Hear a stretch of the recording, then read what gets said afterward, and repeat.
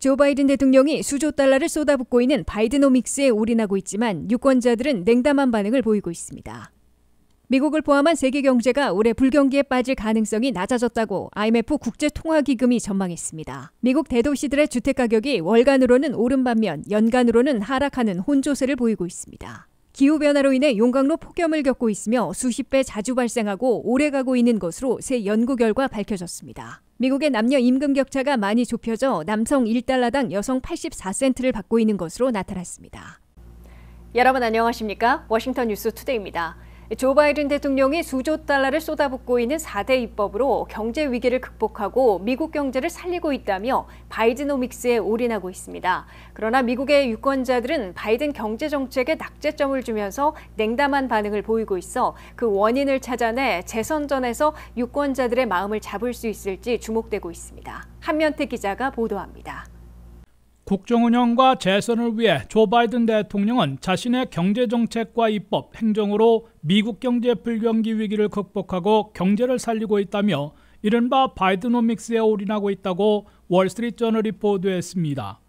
조 바이든 대통령은 자신의 재선 여부를 판가름해줄 펜실베니아, 오하이오 등 격전지들을 자주 방문해 4대 입법으로 미국 경제를 살리고 있다는 점을 부각시키고 있습니다.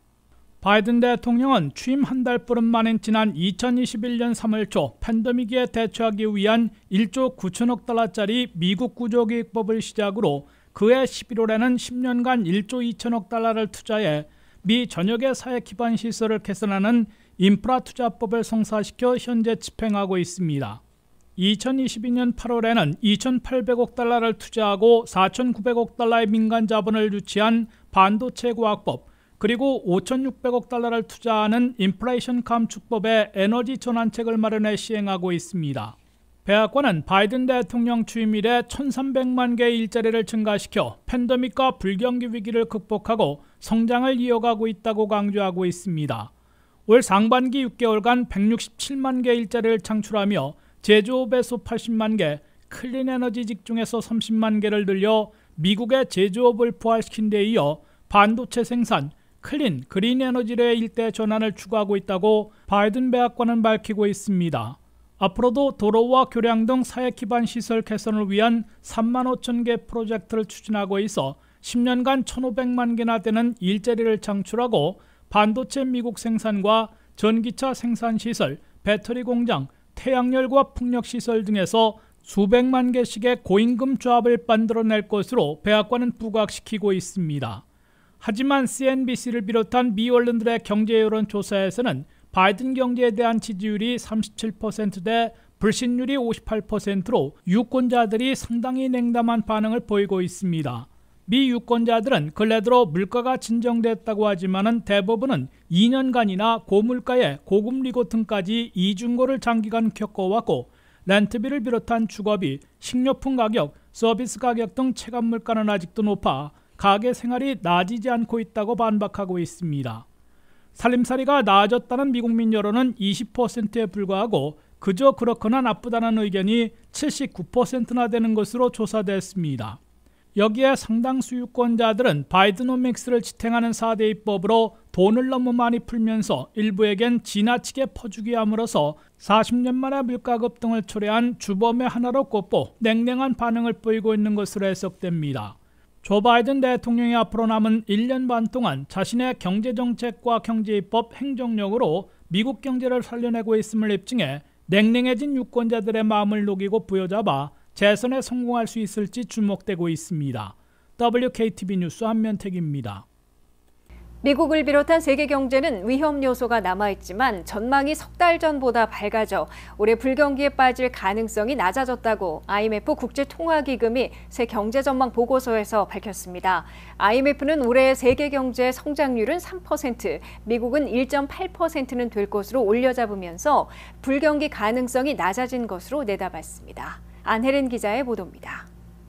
미국에 이어 세계 각국도 올해에는 불경기를 피하게 될 것이라는 청신호가 잇따르고 있습니다. IMF 국제통화기금은 25일 새로운 세계 경제 전망 보고서를 발표하면서 4월 전망보다 대부분 성장률 예상치를 올려잡았습니다. IMF는 올해와 내년 세계 경제의 GDP 성장률은 3.0%씩이 될 것으로 내다봤습니다. 이는 4월에 2.8% 예상보다 0.2포인트 올린 것이자 건전한 성장률인 3%까지 전망한 겁니다. 미국 경제 성장률은 올해 1.8%, 내년에는 1.0%가 될 것으로 IMF는 내다봤습니다. 미국 경제 성장률은 올해에는 0.2포인트 올려잡은 것이지만 내년은 0.1포인트 낮춰잡은 겁니다. 유로존의 성장률은 올해 0.9%로 마이너스를 면할 것으로 예상되고 내년에는 1.5% 성장으로 개선될 것으로 IMF는 내다봤습니다. 독일은 올해 여전히 마이너스 0.3%로 저조하겠지만 영국은 올해 0.4% 플러스 성장으로 올라설 것으로 IMF는 전망했습니다. 일본은 올해 1.4%, 내년 1.0%의 성장을 보일 것으로 예상됐습니다. 중국의 경우 반등폭이 기대에 못 미치고 있으나 4월 전망과 같이 올해 5.2%, 내년 4.5% 성장할 것으로 IMF는 밝혔습니다. 인도는 올해 6.1%, 내년에 6.3%로 높은 성장률을 기록할 것으로 예측됐습니다.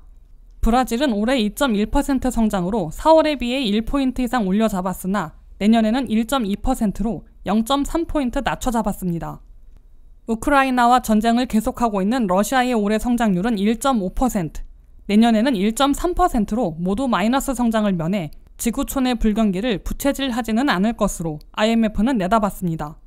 그러나 IMF는 러시아가 우크라이나 곡물 수출을 어렵게 만든 곡물 협정을 중단시켰고 전쟁도 금년간 끝날 조짐을 보이지 않고 있어 식량, 에너지난과 가격 급등을 재발시키는 경제 위험이 남아있다고 지적했습니다.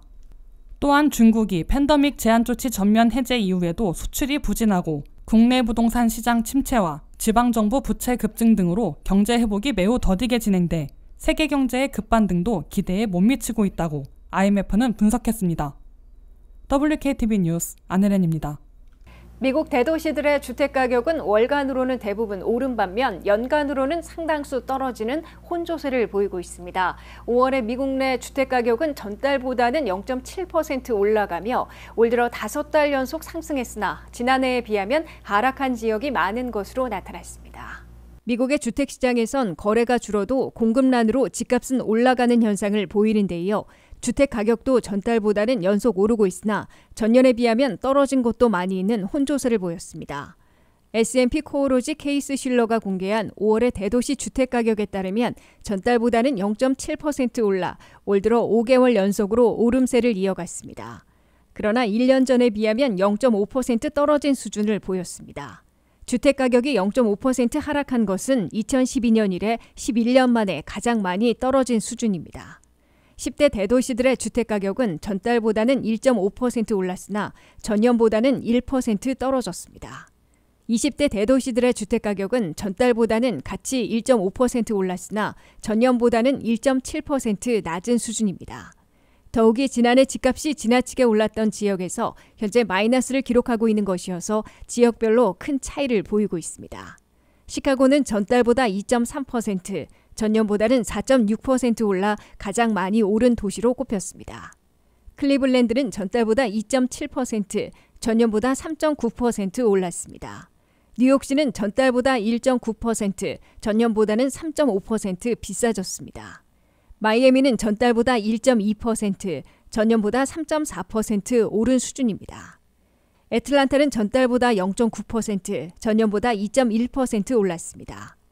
이에 비해 워싱턴 DC는 전달보다는 1.5% 올랐으나 전년보다는 마이너스 0.1%로 제자리했습니다. 로스앤젤레스는 전달보다 1.2% 올랐지만 전년보다는 3.1% 하락했습니다.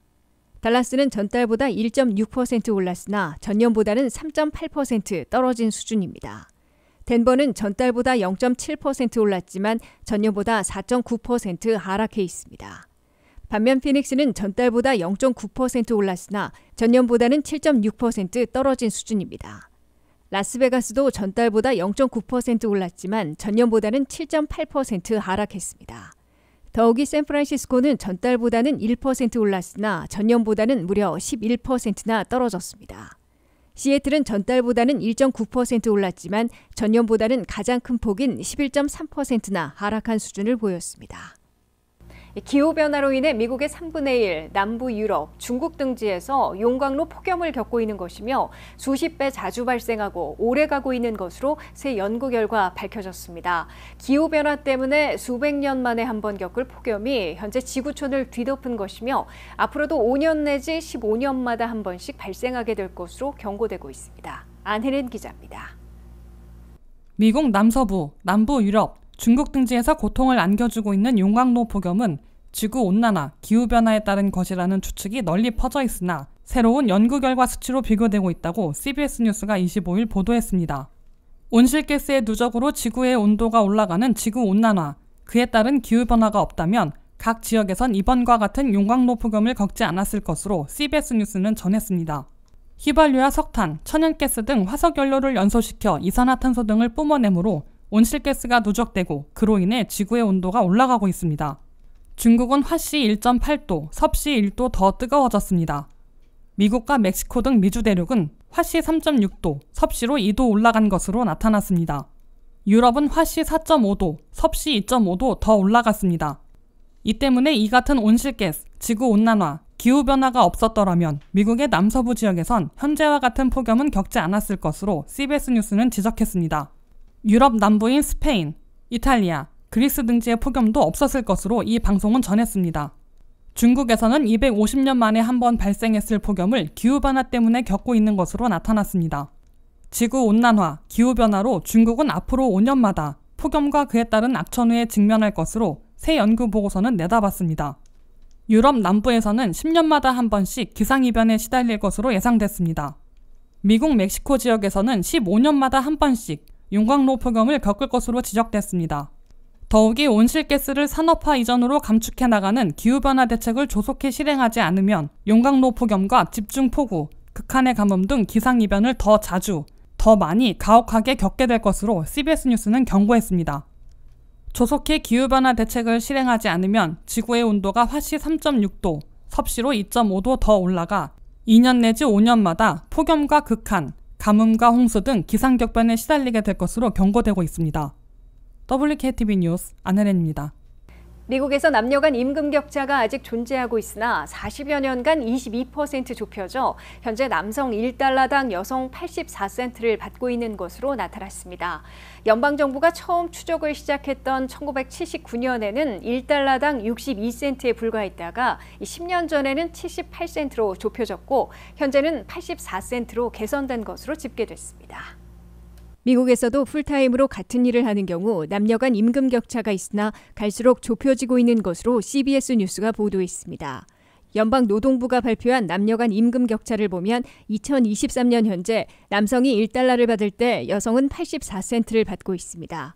연방정부가 남녀 간 임금 격차를 추적하기 시작한 1979년 이래 22%나 줄인 것으로 계산되고 있습니다. 1979년에는 남성 1달러를 받을 때 여성들은 62센트에 그쳤습니다. 10년 전에는 남성 1달러를 받을 때 여성들은 78센트로 개선됐습니다.